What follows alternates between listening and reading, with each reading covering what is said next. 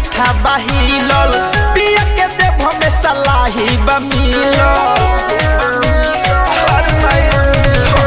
मायर देखी के माथा बहिलल पिया के जेब में सलाही बमिलल छोटा की नदिया से सखी खुलल न कराज बा छोटा की नदिया से सखी खुलल न कराज बा पता चलल हट सोइया मोर लड़ी कोये से ना सबाज बा पता चलल हट सोइया मोर लड़ी कोये से ना सबाज बा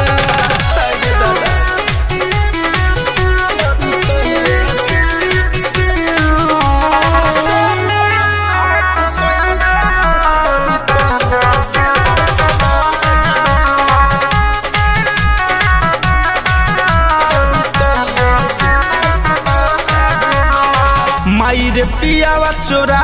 छुपा के रोज करत रहे ना सारे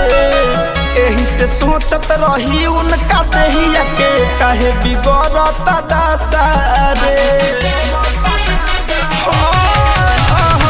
मायर पियावा चोरा छुपा के रोज करत रहे ना सारे एही से सोचत रही उनका देहिया के काहे बिगड़त दासारे जननी होगा जाके उनका पहले से रियाज बा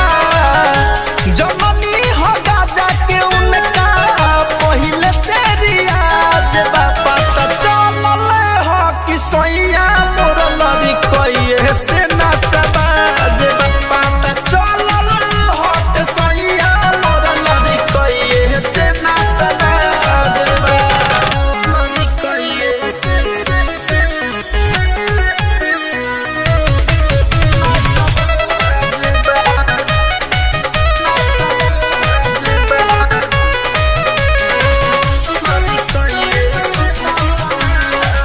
जरिए से संहतिया पिया के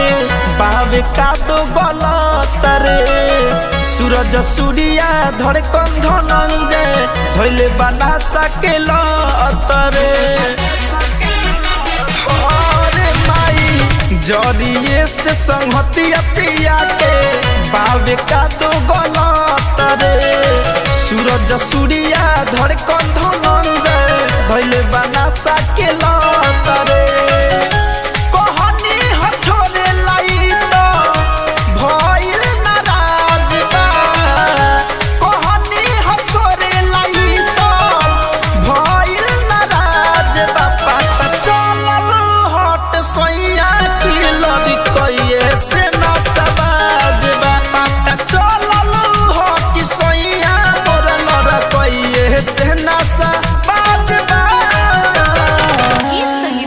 स्टूडियो दिल्ली।